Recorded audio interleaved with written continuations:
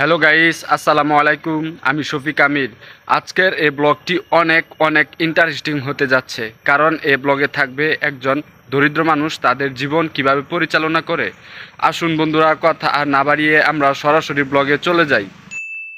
আপনারা এখন যে দোকানটি দেখতে পাচ্ছেন, এই দোকানটি হচ্ছে বাংলাদেশের ময়মনসিংহ শহরের সবচেয়ে গরিব দরিদ্র ঘরের সন্তানের একটি দোকান। এই একটি কাঠমিস্ত্রির দোকানের উপর ভিত্তি করে তাদের সাংসারিক খরচ চালানো হয়। এই দোকানদারের মালিক ছোটবেলা থেকেই পরিশ্রমের মাধ্যমে বড় হয়েছে।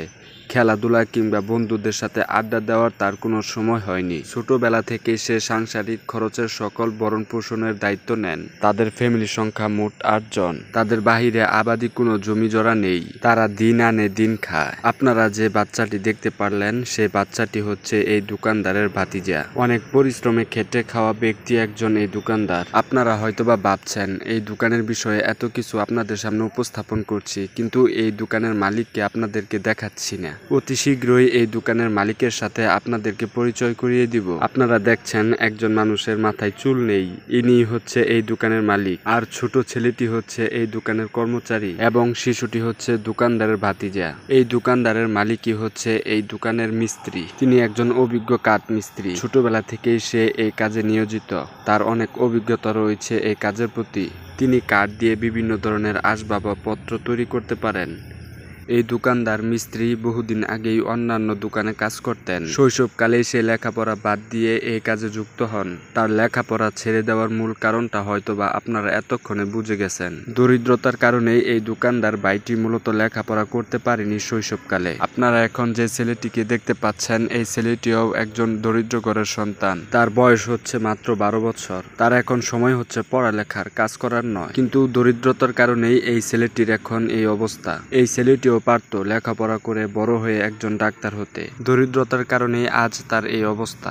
এই দোকানদার ভাইটি কাঠ দিয়ে মূলত কাঠ বানাবে, এজন্যই করাত দিয়ে কাঠ কাটছে।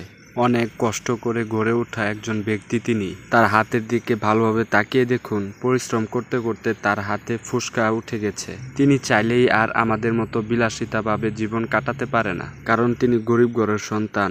আর সাংসারিক খরচের ভরণ পোষণের দায়িত্ব সব তার হাতে। তিনি চাইলেই আর আমাদের মতো মন স্বাধীন চলতে পারে না। উনাকে দেখেই বোঝা যায় উনি কতটা অভাবী আর পরিশ্রমী। তিনি সকালেই দোকান খুলেন এবং সারাদিন পরিশ্রম করার পর রাত্রের 11টার দিকে তিনি বাড়িতে রওনা হয়। আপনারা এখন যে সাইকেলটি দেখতে পাচ্ছেন, এই সাইকেলটি হচ্ছে দোকানদারের ছোট বোন জামাইয়ের। ইনিও খুব দরিদ্র ঘরের সন্তান।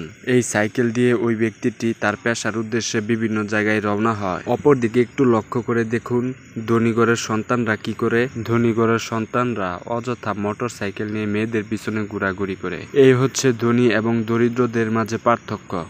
আমাদের এই ভিডিও সম্পূর্ণ দেখার জন্য আপনাদেরকে অসংখ্য ধন্যবাদ। আমাদের চ্যানেলে যারা নতুন, অবশ্যই আমাদের চ্যানেলটিকে সাবস্ক্রাইব করে রাখবেন। আর পুরনো সাথীদের জন্য আমাদের পক্ষ থেকে রইল অবিরাম ভালোবাসা। সকলে অনেক ভালো থাকবেন।